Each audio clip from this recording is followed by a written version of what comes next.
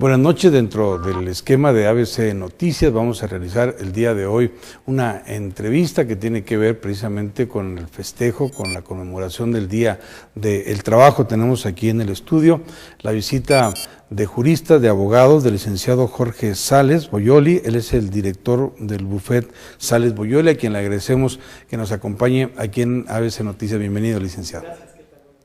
También agradezco al licenciado Salvador Urrutia, quien representa al bufete aquí en Chihuahua. Bienvenido, licenciado. Muchas gracias. Gracias. Pues es un tema muy oportuno, ¿no? Por el día 1 de mayo, el aspecto laboral, indudablemente que es un impacto tremendo en la armonía de una sociedad. Yo quisiera de inicio que nos compartieran cómo está el panorama laboral en nuestro país.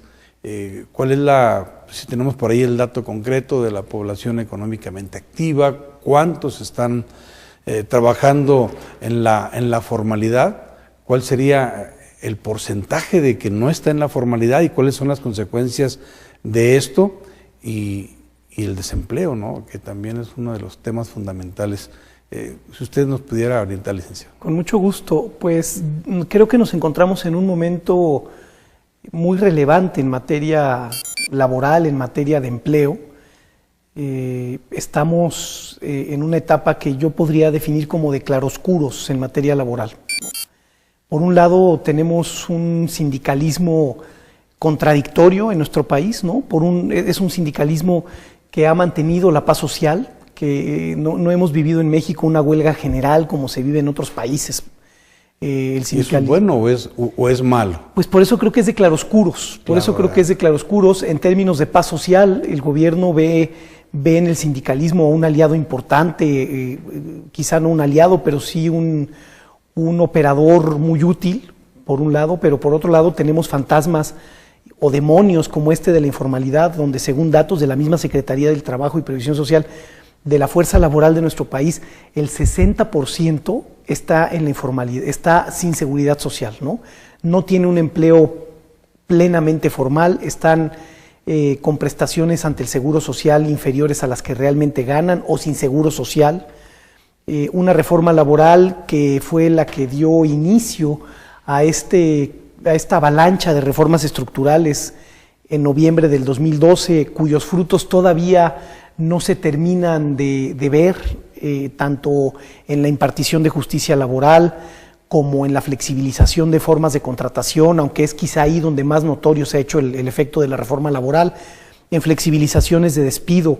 Vivimos un momento pues así de grandes contradicciones en el mundo laboral, una tasa de desempleo que está entre las mejores en términos de estar muy baja dentro de los países miembros de la OCDE, como es México, pero que cuando uno escarba un poco más y ve los parámetros que utilizan el gobierno y concretamente el INEGI para mesurar este desempleo, descubre uno cuestiones que son casi kafkianas, es decir, se considera, por ejemplo, que una persona no forma parte de esta población desempleada cuando la semana previa a la encuesta que se hace, la Encuesta Nacional de Ocupación y Empleo, estuvo buscando empleo. Basta que esté buscando empleo para que se le considere como parte de la población económicamente activa.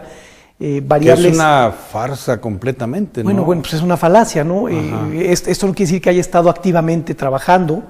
Luego, la informalidad al final da empleo, empleo precario, pero da empleo y tampoco juega en este número. Yo creo que hay grandes retos en materia laboral en nuestro país. Creo que se están haciendo algunas acciones y algunas actividades muy positivas en busca de contrarrestar esto, y en un día como hoy, pues sí coincidir que al final el empleo es quizá uno de los 2 o 3 valores humanos más valiosos, ¿no?, en esta sociedad.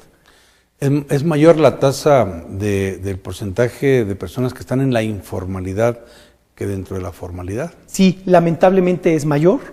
En este es uno de los aspectos en los que las autoridades, especialmente federales, están entrando con gran valentía al tema, están entrando a llamar a las cosas por su nombre.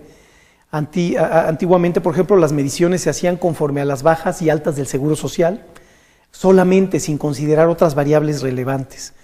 Hoy, tristemente, el crecimiento de la tasa de empleo, por llamarlo de alguna forma informal, es muy exitosa, tristemente, ¿no? Es galopante en el sentido de ir creciendo en la informalidad, empleo precario, sin prestaciones, sin seguridad social. Es mayor, tristemente la tasa nacional es mayor. Y esto es una realidad pues que nos está mermando como sociedad, porque atenta contra cuestiones de la dignidad humana, como el tener un retiro digno el día de mañana, por ejemplo, ¿no? Claro. O acceder a créditos de vivienda, o acceder a créditos de otro tipo por la posibilidad que da estar dentro del mercado formal. El asunto es que estar en el mercado formal no ofrece demasiados atractivos de corto plazo y de supervivencia, ni para el empleador, y a veces tampoco para el empleado al que le tienen que retener impuestos, por ejemplo, cuando entra uno a la formalidad. Se tiene que trabajar en hacer atractivo el ir a la formalidad desde el punto de vista del empleo, y esto implica pues reformas estructurales en temas hacendarios y en otros aspectos.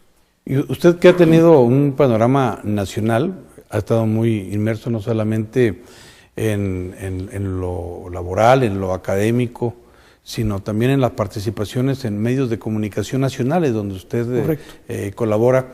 En la geografía nacional, ¿hay zonas rojas que puedan hablar de un problema más serio relacionado con esto de lo laboral? Sí, nuestro país... ¿O regiones más beneficiadas? Claro, claro. Nuestro país es un país de una gran diversidad y riqueza cultural, económica y además industrial y laboral, ¿no?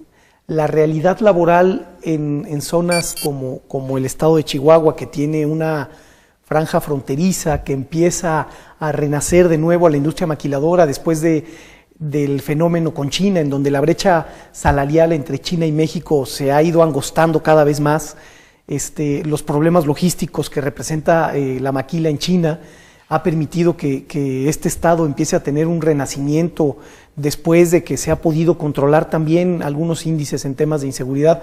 Pues la realidad laboral de Chihuahua es muy distinta a la realidad laboral de algunos estados del sur de la República o del centro de la República, donde la pobreza es una pobreza que ofende, una pobreza que insulta en el campo, por ejemplo, donde a veces las relaciones laborales son de cantidades inferiores al salario mínimo, lo que es una franca violación y hasta un delito en términos de muchos códigos penales en los estados. Sí hay una realidad muy diferente, sin duda alguna, que los estados que tienen, como el caso de Chihuahua, una franja fronteriza, pues se ven beneficiados de esta cercanía geográfica. La reforma hacendaria reciente afectó con un cambio en el impuesto al valor agregado, que fue ya muy polémico, pero hoy es ley, ¿no? Uh-huh. Sí hay realidades muy diferentes de empleo en distintos estados de la República, particularmente algunos estados del sur de la República que no tienen zonas tan fértiles. Por ejemplo, Oaxaca, la realidad laboral en Oaxaca es otra. Por poner un ejemplo de algunos de los muchos clientes que atiende nuestra firma, tanto nacionales como extranjeros con presencia en México, en Oaxaca está un lugar donde se encuentra un parque eólico y hay una gran explosión en materia de energías renovables y utilizar el aire como una fuente de energía. Esto le ha dado un crecimiento a la zona, pero uno va a estos lugares y la pobreza se ve muy desigual. Si uno está en la franja en donde estos generadores, aerogeneradores se encuentran, se va a ver beneficiado por la economía, pero hay que caminar solo unos metros para ver otra realidad. Y no es lo mismo el México de Juchitán que el México laboral de la Ciudad de México, donde hay una informalidad creciente, donde es el centro de muchas decisiones, que la realidad laboral del norte del país. Entonces sí hay una gran diferencia. Y cuando hablamos del factor de industrialización, y centramos mucho de lo que esto pudiera ser en base a la industria de la transformación o las maquiladoras, ¿es una alternativa todavía viable para nuestro país o estaremos cayendo en un estancamiento de crecimiento verdaderamente industrial al ser simplemente maquiladores? Claro, el tema de la maquila es un tema muy polémico, como muchas de estas figuras tienen una parte muy benévola y de derrama de muchos beneficios, y tiene algunas desventajas. sin duda alguna que este estado, el estado de Chihuahua, el estado más grande del país, tuvo su cenit en el tema de las maquilas hace ya algunos años y después tuvo una caída dolorosa, ¿no?, en términos económicos, por todo el atractivo que generó China en estos temas. Y yo creo que la vivencia de Chihuahua puede ser muy ejemplificativa de las ventajas y desventajas que puede tener la industria maquiladora. Sin duda alguna, que en términos de derrama económica, la maquila no solo se debe ver en función de lo que se fabrica y se envía a otros lugares para concluir los procesos productivos, sino también en función de toda la derrama económica que genera. Y pensar también en que ya no es un fenómeno solo geográfico. Hay estados como Guanajuato que están trabajando arduamente en llevar maquila, pero no ponen el acento en su situación geográfica, que es muy lejana de la zona fronteriza. Ponen su acento en las facilidades administrativas y burocráticas para mover esas mercancías, para que terminen el proceso.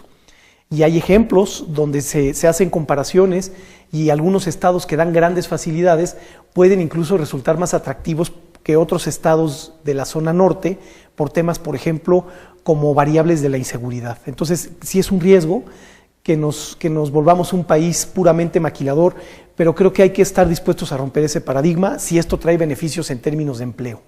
Claro, yo quisiera ahora irme al panorama estatal con el licenciado Salvador Urrutia y preguntarle desde el punto de vista laboral qué tanto impacto tuvo o ha tenido las cuestiones de la violencia en nuestra entidad. ¿Ha disminuido de alguna manera esta actividad laboral, el crecimiento comercial o industrial? ¿Usted qué percepción tiene?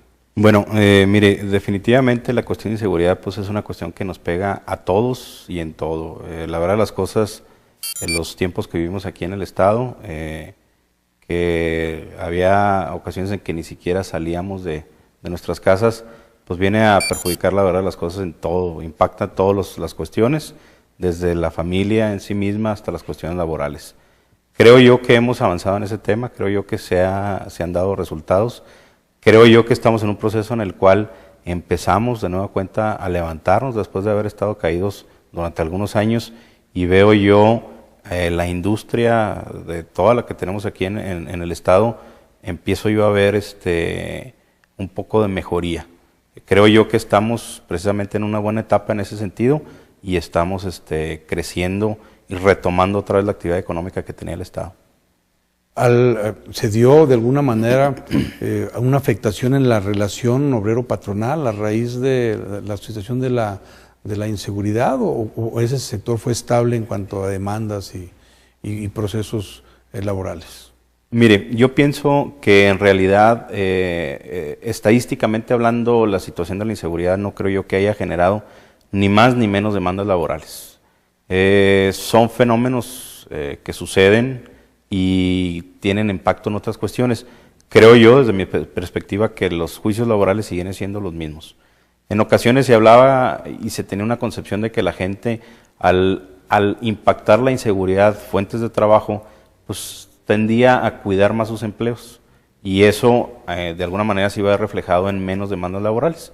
Entiendo yo, y las estadísticas que da la autoridad, es que fueron constantes. Sigue siendo una constante las demandas laborales, sigue siendo una constante los problemas, que al final de cuentas van a encauzarse en la Junta de Conciliación y Arbitraje. Claro, yo le sé porque tenemos el dato de las extorsiones a las empresas, muchos abandonaron sus empresas prácticamente para salir del estado, tanto en Chihuahua y más en Ciudad Juárez, y pensé que de esa manera pudiera haber el incumplimiento de las obligaciones patronales, pues al tener primero que pagar la cuota y darle preferencia a esto y no al pago de los salarios. Pero bueno, nos da usted el dato de que ha habido no un incremento en las cuestiones laborales. Y a nivel nacional, ¿usted cómo ha visto el impacto de la violencia en la cuestión laboral? Yo creo que a nivel nacional hay una incidencia difícil de medir en términos, digamos, de estadística oficial, pero desde nuestra expectativa, atendiendo múltiples clientes de distintas industrias, de distintos sectores, tanto de la manufactura como de los servicios a nivel nacional, sí advertimos en la media nacional que hay incidencia por fuentes de trabajo que a veces se cerraron incluso, ¿no? Este ejemplo que se ponía de estos cobros de derecho de piso, como le llamaron coloquialmente, sin duda alguna que orilló a ciertos empresarios a decir, prefiero cerrar, ¿no? Prefiero cerrar que mantener la fuente de empleo para pagarle a alguien que no tiene ningún derecho a cobrar, ¿no? Yo creo que ahí hay una incidencia relevante en términos de pequeños negocios que tuvieron que cerrar. Las grandes industrias, las grandes corporaciones tienen mecanismos mucho más estructurados para hacer frente a estas extorsiones, que no son privativas de México, en Centroamérica, en otras épocas históricas había fenómenos similares. Entonces las empresas globales creo que tienen más elementos. Pero si pensamos en el pequeño empresario, el de la pastelería, mayores, ¿no? que es la mayoría del empleado mexicano, ese yo creo que sí tuvo incidencias, ¿no? El de la pastelería que tiene 2 empleados o 3 empleados, el de una panadería, el de un pequeño comercio, de una ferretería, que empiezan a sufrir estas extorsiones, sin duda alguna que hay una afectación ahí en los empleos.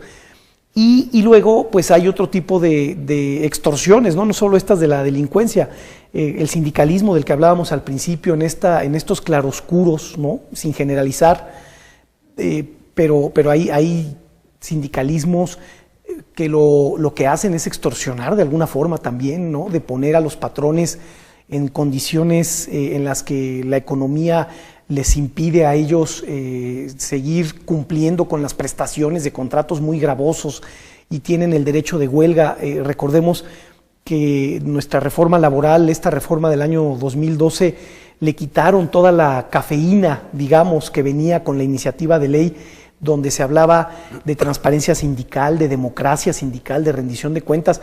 Le fue extraído todo ese capítulo que tenía y que venía con muy buenas intenciones de que esto fuera cambiando. Entonces, sin duda alguna que para el pequeño y el mediano empresario, este emprendedor que está tratando de sacar la cabeza del agua en un negocio, pues es un reto cuando se presentan variables como la inseguridad o el sindicalismo mal entendido, porque también es cierto que hay ejemplos en este estado y en la República de un sindicalismo positivo, aunque no es el mayoritario, ¿no?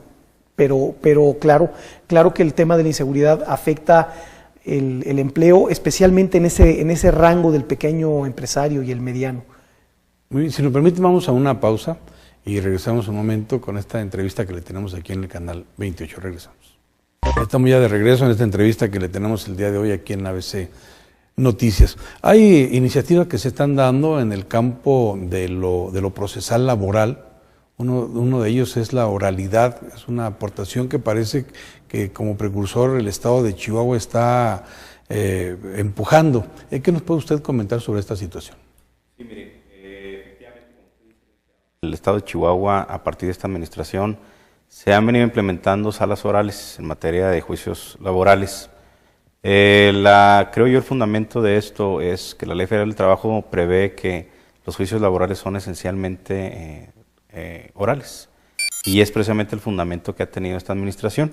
Se ha invertido en infraestructura, se ha invertido en personal, y las estadísticas y los informes que nos da la Secretaría es que son juicios que han estado funcionando y que según sus medibles, en 90 días se terminan estos juicios laborales. ¿Cuál es la diferencia entre antes de la oralidad que se había tradicionalmente manejado y en la actualidad esto que se está ofertando? Mire, la diferencia en realidad, desde el punto de vista legal o formal, no existe ninguna diferencia. Es una ley federal del trabajo, la cual, como su nombre lo dice, está hecha para todo el país y la cual puede ser modificada, reformada única y exclusivamente por el Congreso de la Unión. Es decir, los estados no tienen la facultad para hacerlo.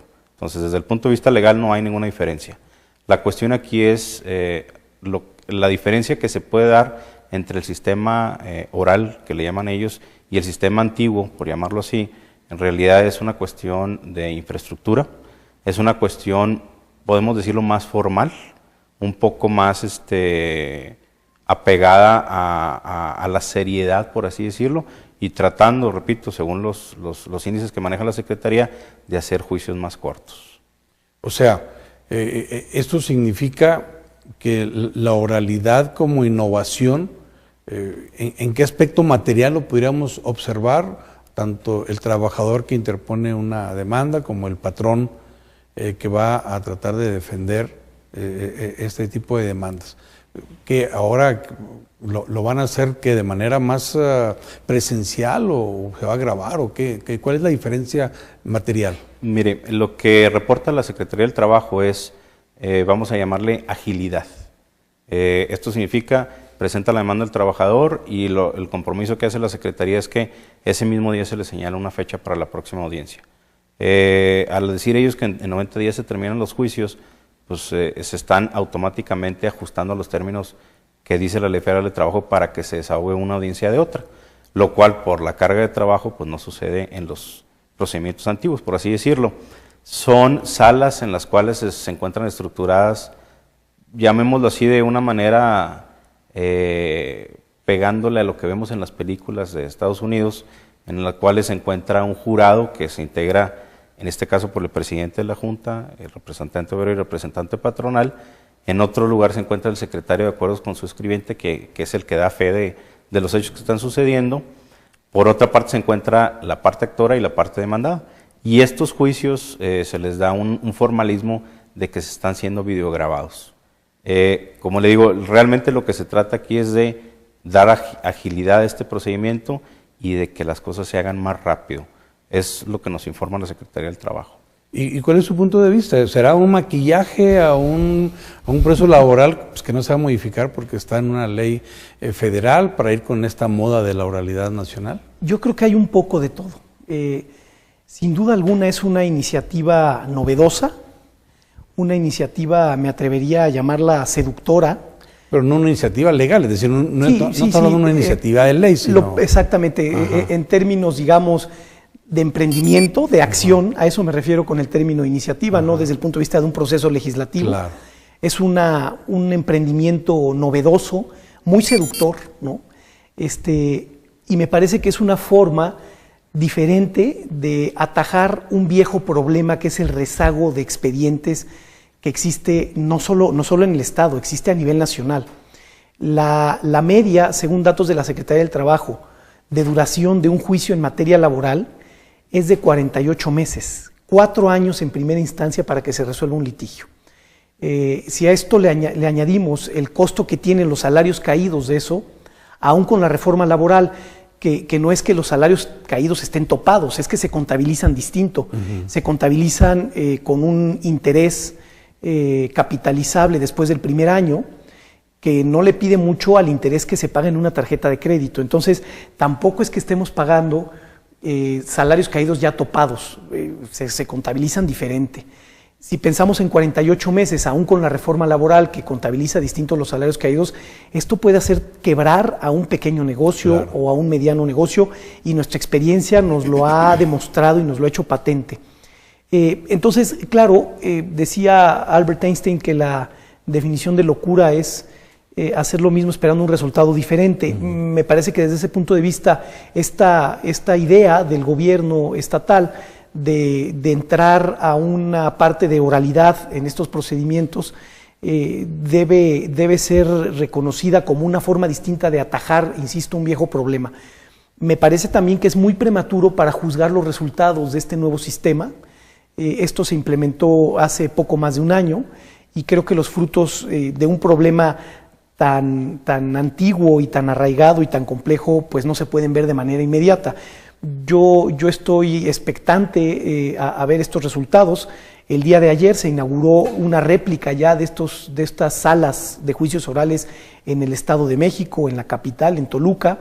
Es la primera réplica que se hace. Será interesante ver también este espejo que se está generando y cómo se va a tropicalizar a la realidad laboral de un Estado tan industrioso y tan importante política y económicamente como el Estado de México. Yo creo, entrando en el tema ya jurídico de estos juicios orales, algo que se ha hecho con mucho cuidado es entrar a este tema de la oralidad metiéndose con mucho cuidado en la legislación sin violentar ni la Constitución en su artículo 123 constitucional ni la Ley Federal de Trabajo. De las cosas plausibles que se ven en estos juicios es, primero, la conducta procesal de las partes al estar siendo grabada. cambia. Se hace con un poco más de solemnidad, un poco más de formalidad. Y esto redunda en darle un nivel de más dignidad a la impartición de justicia laboral, que en el gremio no es que goce de mucho prestigio. Claro. Las mismas instalaciones son instalaciones que transmiten también una cierta dignidad a lo que implica el trabajo, ¿no? A la importancia que tiene el trabajo. Los frutos jurídicos de celeridad que se esperan con estos procedimientos, me parece que estamos todavía por verlos, estamos expectantes, no diría escépticos, pero sí expectantes a ver esos resultados. Hay una línea muy tenue en que esto no se vuelve un tema político, un tema pues de hacerlo espectacular mediáticamente.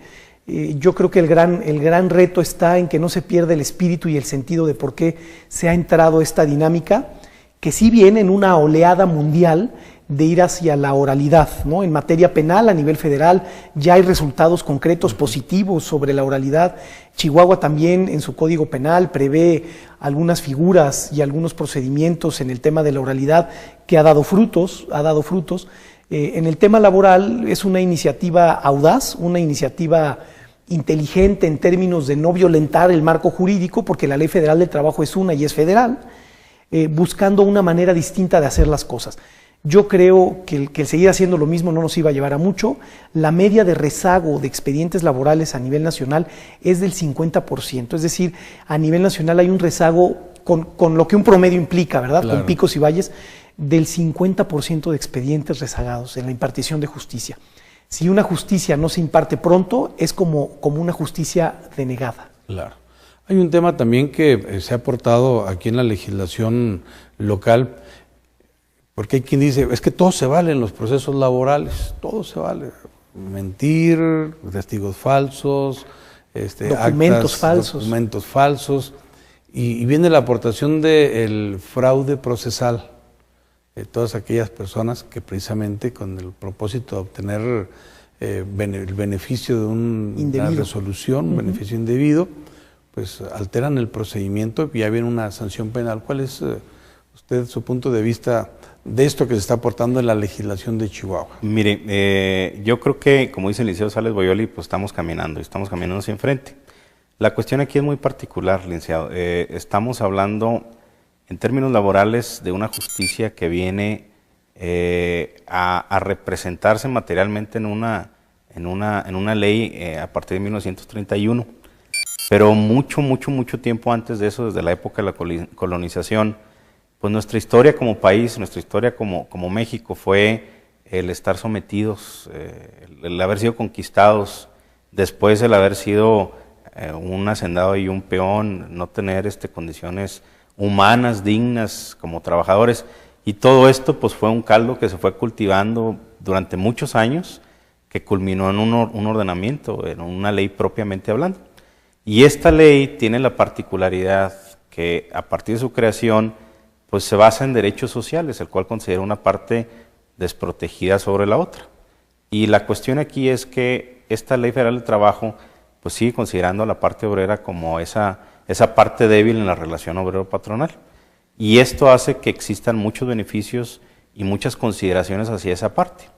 Esto da pauta precisamente a que en los juicios laborales se presenten demandas infladas, por así decirlo, con mentiras, con exageraciones, haciendo reclamos exorbitantes, pero basados precisamente en ese principio de protección hacia la parte obrera, que a su vez tiene la consecuencia de que es lo común, pues que por su parte la parte demandada, en este caso pues el patrón, pues tiende a contestar las mentiras con mentiras. Entonces de repente se vuelve, y lo dicen así muchas personas, autores doctrinarios incluso, que los juicios laborales pues se trata de ver quién dice mejor las mentiras para ver quién gana. La verdad las cosas es que sí es cierto, la gran mayoría de las veces. Ahora, tenemos ya en la realidad, hay excelentes obreros, excelentes patrones, como también hay muy malos trabajadores y muy malos patrones. Tenemos en realidad de todo, es un universo en el cual existen los dos extremos. Pero sí en los juicios laborales tenemos esa particularidad, y esa particularidad también de alguna manera puede obstaculizar la cuestión penal. ¿Qué significa esto? Que por cargas procesales que tiene el patrón en materia laboral, en base a esa protección que tiene el trabajador, pues muchas veces no es posible que desde el punto de vista penal se hagan valer acciones en contra de alguna de las partes, en este caso del trabajador. A manera de ejemplo, si un trabajador señala haber percibido un salario tal, si el patrón, el común de los juicios, si el patrón no prueba que ese trabajador no percibe ese salario, aun y cuando sea mentira, aun y cuando sea un fraude, aun y cuando exista en otra materia un delito como tal tipificado, pues existe la protección o la consecuencia legal desde el punto de vista laboral que hace cierto ese salario. Entonces tenemos aquí una cuestión de que existen dos ordenamientos que puede ser que en sus efectos se contrapongan y que hagan que en la parte penal donde pudiera haber una sanción sea inexistente. Entonces tenemos que entender que la Ley Federal del Trabajo viene a representar, es una consecuencia de la historia de nuestro país, que ahorita en el siglo XXI seguimos teniendo la misma estética, el mismo maquillaje que teníamos en 1931 y sigue siendo protegida esa parte de esa relación laboral con sus consecuencias, que son lo que estamos viendo el día de hoy. ¿Usted cree que con tipificar este tipo de comportamientos se pueda poner un freno? Yo creo que es positivo que se ponga un freno. Recordaba hace unos instantes, mientras escuchaba esta pregunta y esta respuesta, a un profesor de la universidad que de manera irónica decía que los juicios laborales eran los juicios de las mentiras, ¿no? Pareciera que no gana quien tenga la razón, sino quien mienta mejor. Y es un círculo vicioso en donde todos mentimos, ¿verdad? El trabajador miente cuando dice que un gran empresario de estos que está en la lista de Forbes afuera de su tienda lo corrió y le dijo en la presencia de 3 personas: lárgate, estás despedido. Y después la autoridad tampoco cumple con la verdad, porque la ley dice que tiene que notificar y volver al siguiente día y dejar un citatorio primero y luego volver a notificar. Tampoco lo hace y el mismo día llena los 2 documentos. Y luego el empresario, a través de su abogado, también miente porque dice que nunca lo corrió, que hasta lo extraña, que por favor se regrese a trabajar. Y en esta dinámica perversa es como se han estado moviendo los juicios laborales, y como en aquella vieja canción de la Sonora Santanera, todos lo saben, ¿verdad? Los testigos mienten, a los juicios se alquilan testigos, se pueden exhibir documentos apócrifos.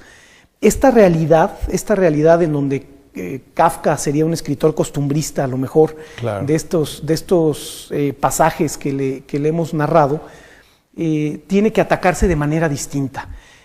2 comentarios sobre este punto en particular. El primero, sí se puede defender los juicios diciendo verdades, pero hay que trabajar mucho en la prevención en las empresas.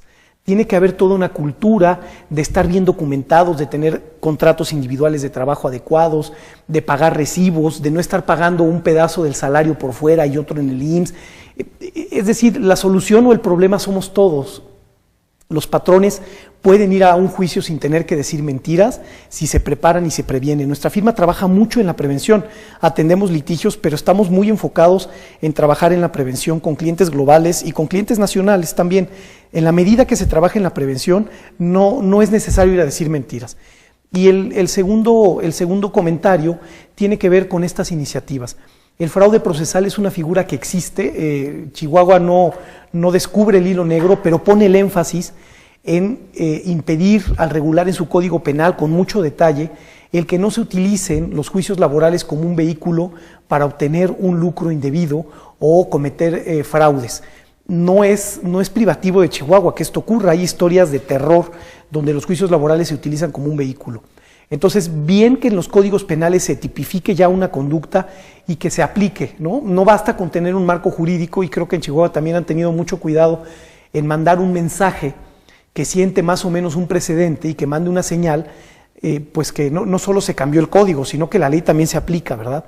Eso creo que abona en mucho. Otro cambio a nivel federal relevante es, con la reforma laboral del 2012, ya se requiere una cédula profesional para litigar en materia laboral. Eso no existía antes. Esto pues debe ayudar a acabar con el coyotaje famoso, ¿no? Donde, con todo respeto para el gremio, hasta un trailero podía ir y litigar un asunto. No es una cuestión peyorativa, pero pues si yo manejara un tráiler no lo haría bien seguramente, ¿no? Como abogado. el que se exija cédula parece que también es un paso tendiente hacia eso. Sí creo que el poder cambiar la cultura laboral en los procedimientos del trabajo, es un tema integral, ¿no? Es un tema que debe atenderse desde la prevención en las empresas, desde la capacitación y el adiestramiento, desde la impartición de justicia, desde cambiar el marco normativo en materia penal para que no se utilice el tema laboral como un vehículo de extorsión, en algo en lo que yo advierto un área de oportunidad importante para el estado de Chihuahua, que también tendría que ser parte de esta solución integral, concretamente en la ciudad, en la capital, el trabajo de los gremios, ¿no? Yo no percibo como una firma que tiene presencia en toda la República, no percibo un foro unido en términos de gremio de abogados laborales. No se percibe un gremio unido que tenga voz, que cuestione, que ayude, que incida en la actividad. Sí, que aporte. Creo que ahí hay una gran arena de oportunidad para los abogados laboralistas y para los empresarios que tienen un potencial a nivel nacional bien importante. Cuando hablamos de las relaciones laborales, pensamos siempre entre el patrón y el empleado, pero desde el punto de vista del sector privado. Y las relaciones laborales las encontramos pues en la burocracia, en la relación entre el gobierno y sus empleados, donde también se cometen injusticias extremas, como tiempo atrás se denunciaba que los propios notificadores del IMSS, pues que no estaban afiliados al IMSS y trabajaban en la informalidad. Sí, grandes incongruencias. El gobierno es el principal empleador, ¿no? A nivel nacional. Y cuando uno empieza a revisar, resulta que ellos tienen a sus propios empleados piratas, por decirlo de alguna forma coloquial. Tienen, por ejemplo, composiciones salariales donde reciben una nómina y reciben un bono extraordinario que llega en efectivo, quién sabe de dónde, o manejan la nómina confidencial y la otra nómina, y para efectos de seguro social, pues ellos solo cotizan con la nómina oficial y no con la confidencial, y esto pasa en todo el país. Tiene que haber congruencia, ¿no? El principal empleador, que es además el impartidor de justicia con otra cachucha, pero la misma persona en materia laboral, es a veces, sin generalizaciones, es a veces el principal violador de los derechos laborales, ¿no? De sus propios empleados. Esto tiene razones históricas, económicas, presupuestales y es una cuestión multifactorial y que tampoco acepta una solución única. Se empiezan a ver esfuerzos en los estados, en algunos estados de la República, por predicar con el ejemplo. Dicen que la palabra enseña, pero el ejemplo arrastra, ¿verdad? Sí hay como una gran asignatura pendiente. No se tocó este tema en la reforma laboral, no se tocó el tema de los trabajadores burocráticos, como se les llama doctrinalmente, aunque el término burocrático ahora es un poco peyorativo. Los trabajadores al servicio del Estado por momentos parecen trabajadores de segunda categoría, ¿no? Tienen, por una resolución jurisprudencial histórica y un poco ya añeja, tienen un tratamiento distinto en virtud de una figura que se llama el derecho de la estabilidad en el empleo, donde ellos pueden perder, carecen de este derecho de estabilidad en el empleo y entonces se pueden rescindir sus servicios o dar por terminados sus servicios sin ningún tipo de indemnización. Sí pareciera que estamos hablando de unos trabajadores de segunda. El tribunal que resuelve las controversias de los trabajadores al servicio del Estado a nivel federal tiene un rezago brutal y los tribunales estatales no andan tan perdidos en este tema. Un gran reto, una gran asignatura pendiente el trabajo de los burócratas, que no vislumbramos desde nuestra experiencia que se vaya a tocar este tema en las próximas reformas estructurales porque las prioridades parecieran ser otras, ¿no? A manera de ejemplo, el Tribunal Federal de Conciliación y Arbitraje, que resuelve todos los conflictos laborales entre funcionarios federales y la Federación, no depende de la Secretaría del Trabajo, depende de la Secretaría de Gobernación. Esto ya manda una señal muy clara. Claro. Pues que, un manejo político y no técnico en un momento dado, ¿no? Correcto. Y el otro gran tema es, la Secretaría de Gobernación no va a tener, por más deseos que aspirara, en sus prioridades, como Secretaría de Gobernación, el tribunal burocrático, ¿no? Claro. Trae otros grandes temas. Y entonces eso hace que no se le dé la importancia que merece el tema laboral burocrático. Si nos permite, vamos a otra pausa y regresamos aquí a esta plática que tenemos en el Canal 28. Regresamos. Ya estamos de regreso en el programa en el noticiero ABC Noticias. Gracias por acompañarnos. Hay aportaciones importantes que se hacen a través de las tesis o los resolutivos de la Suprema Corte de Justicia de la Nación y que también aportan mucho a la cuestión jurídica normativa en el aspecto laboral. Ustedes tienen un tema que han estado difundiendo, concientizando sobre el moving, sobre el acoso. Yo quisiera que nos dijeran de qué se trata, qué es lo más novedoso que ha habido en este sentido. Sí, tenemos una sentencia de la Suprema Corte de Justicia de la Nación que se dictó en fechas recientes, en el mes de febrero, y se resolvió por unanimidad de los 5 ministros.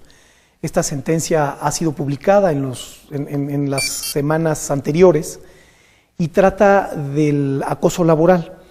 El abordaje que hace la Corte es un abordaje muy interesante porque no lo hace desde la segunda sala de la Suprema Corte de Justicia, que es la que trata los temas laborales, lo hace desde la primera sala, que es la que aborda los temas civiles y desde ese punto de vista entran al tema. Cuando habla del acoso, ¿está hablando del acoso genérico o un acoso sexual? No, del acoso laboral. En general. Sí, el acoso laboral como una cuestión genérica acepta distintas modalidades. Ajá. Una de esas formas que toma el acoso laboral es la del acoso sexual, que es quizá la más polémica o la más difundida, pero la sentencia de la Corte habla del acoso en materia laboral de manera genérica. Platicaba que entran desde el punto de vista civil porque el origen de esta sentencia es una demanda de daños y perjuicios en materia civil que hace una trabajadora en contra de su empleador pidiendo una indemnización en materia civil por daños y perjuicios producto de haber sido víctima de acoso laboral. ¿Un tipo de daño moral? Es correcto, es correcto. Y lo segundo que le hace muy interesante y de llamar la atención realmente es que la demandante, la víctima que llega hasta la Corte con este tema en virtud de la facultad de atracción que ejerció la Corte, es una ex empleada de una Junta de Conciliación y Arbitraje del Estado de México. Entonces, del mismo circuito. Sí, es una cosa, es un aspecto muy paradójico, ¿verdad?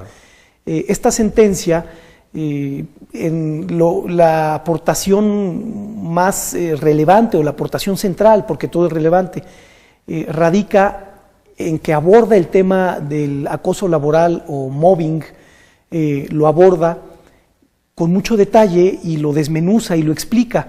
Y no hay ningún ordenamiento jurídico en México que haya entrado a ese nivel de detalle en el tema. Y establece, por ejemplo, cuáles son las condiciones que deben acreditarse en un litigio de naturaleza civil para que se pueda considerar que hubo acoso. Y entre estas condiciones menciona factores muy específicos y muy relevantes que deben marcar una pauta para que los empleadores implementen políticas y procedimientos y protocolos para prevenir el acoso laboral y que esto no se convierta en una contingencia que afecte la rentabilidad de las empresas, ¿verdad? Claro. Una de las condiciones que debe presentarse para acreditar un acoso laboral en un litigio de naturaleza civil es que haya una frecuencia en el acto, en la conducta de acoso. Yo quisiera que antes que nos diera las características, nos diera ejemplos de acoso para tener el panorama de la película. Es una muy buena pregunta porque puede llegarse a un extremo como el que ocurre en algunas culturas laborales globales, donde todo es acoso, ¿verdad? Es como más fácil explicar lo que no es acoso. Debe distinguirse entre una conducta que tiende a aplanar, a amedrentar, a oprimir, en el fondo a discriminar, de las exigencias propias a las cargas de un trabajo, ¿verdad?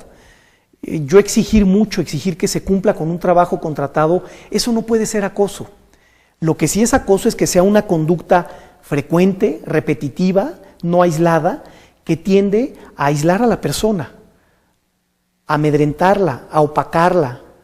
Esas conductas sí son conductas que llevan implícito un acoso y pueden tomar las más diversas formas. Pueden tomar formas de aislamiento, por ejemplo, de dar cargas de trabajo humanamente excesivas, de pedir favores sexuales, y esa es la modalidad. Te voy a típica. mandar a Delicias, te mando a Juárez a trabajar, yo tengo una sucursal, Claro. y te vas para allá. Claro, y te mando allá y resulta que allá no hay nada, ¿verdad? O Y te que, cambio el horario de trabajo, vas a entrar a las 3 de la mañana. sin una justificación, ¿no?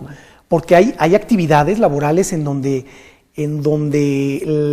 la naturaleza del trabajo propio exige horarios así, ¿no? Pensemos en industrias turísticas, en un restaurante,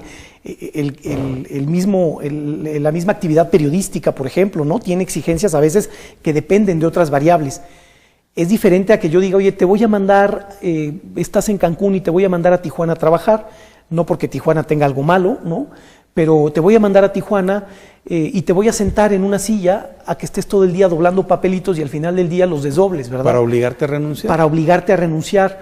O trabajas en un almacén de autoservicio y eres el gerente general del almacén y al día siguiente te voy a mandar al almacén, ¿no? No porque ir al almacén sea degradante, pero está claro que no me contrataste como gerente para estar en el almacén. Este tipo de conductas, cuando son repetitivas, me parece que entonces sí llevan implícito un ánimo discriminatorio. Se debe cuidar, Yo no quisiera caer en un extremo. preguntarle, porque se me viene a la mente, ¿habría acoso en la clase burocrática cuando los obligan a asistir de alguna manera a los eventos de algún partido político o a apoyar a algún candidato, y si no lo hacen puede haber repercusiones? Claro, yo creo que ahí no habría propiamente un acoso, pero muy probablemente lo que habría es una causal para que el empleado pudiera rescindir la relación de trabajo si lo están obligando a hacer algo para lo que no fue contratado. O bien si eres panista o eres priista y el gobierno es opositor, Claro, pues te entonces voy a... una actitud discriminatoria discriminar. sí podría entrañar una modalidad de acoso. Otro dato muy valioso que aporta la Corte en esta sentencia es romper como un paradigma popular en materia de acoso, donde se cree que el acoso solo puede ocurrir cuando hay una relación jerárquica y ocurre del jefe hacia el subordinado. La Corte dice, a ver, el acoso acepta distintos tipos, el acoso laboral. Puede haber acoso laboral horizontal entre compañeros.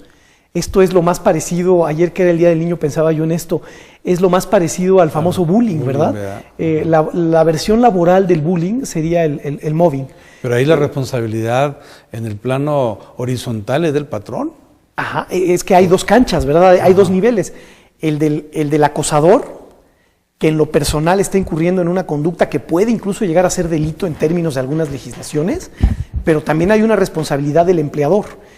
Ha habido casos donde el empleador termina despidiendo al acosador sin indemnización, ¿verdad? Y siendo parte del responsable del daño moral, por ejemplo, ¿no? Pero eso no releva al empleado acosador de sus responsabilidades en esta versión horizontal del acoso laboral. Y luego en la versión vertical del acoso laboral hay dos modalidades, la del jefe hacia el subordinado y una menos típica, pero que puede ocurrir, de los subordinados, y hablo en plural porque es mucho más fácil, hacia el jefe, ¿no? Entonces, la Corte también viene a romper con este, insisto, viejo paradigma popular en donde se cree que el acoso solo puede darse de manera vertical, descendente, ¿no? Y no ascendente. Ahora, esto del acoso laboral no tiene nada que ver con los procedimientos laborales, eso tiene que ver en la vía civil y por los tribunales civiles. No necesariamente, licenciado. Realmente lo que dice la Corte es que esta figura del acoso laboral puede ser hecha válida por alguna persona que se dice haber sido objeto por la vía civil, por la vía penal o por la vía laboral. ¿A rescindir un contrato? Sí es posible. De hecho, la reforma que se hace a la Ley Federal del Trabajo en noviembre del 2012 se contempla en el artículo 3 bis la definición propia del acoso laboral tomada de la Organización Internacional del Trabajo y se contempla también como nuevas causales para rescindir tanto del patrón hacia el trabajador como el trabajador hacia el patrón este acoso laboral. Sí existe ya en el ordenamiento mexicano, por lo menos en la Ley Federal del Trabajo, su reconocimiento y sus consecuencias jurídicas. Entonces, esta sentencia de la Corte precisamente es algo que la hace muy importante y realmente novedosa, es que se trata de un asunto que fue litigado ante los tribunales civiles, en los cuales la Corte considera que al tratarse de un juicio eminentemente civil, la carga probatoria recaía en la persona que que accionó, es decir, en la víctima. El que Entonces, acusa. exactamente, lo que dice la Corte es el que afirma está obligado a probar. Lo interesante de acuerdo a esta sentencia es qué sucedería en un juicio laboral, en el cual no necesariamente es la misma carga probatoria. Entonces, esta sentencia realmente va a dar pues a muchos estudios, muchas opiniones, y al final de cuentas va a ser base para que en su momento juicios laborales se resuelvan. O sea que tenemos en el preámbulo de un tema que vamos a conocer con mucha amplitud seguramente, ¿no? Este es sin duda alguna el primer capítulo de varios, y nuestra firma, ¿qué está haciendo? Está trabajando con sus clientes en adelantarnos a estos capítulos que van a venir.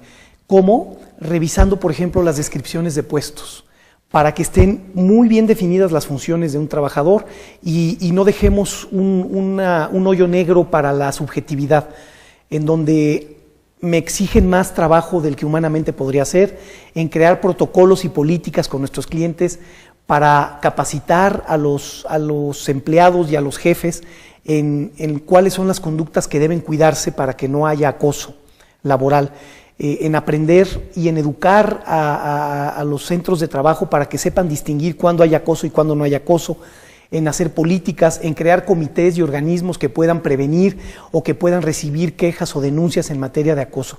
Creo que aquí el valor agregado para los empleadores es anticiparse un poco a lo que vamos a ver, ¿no?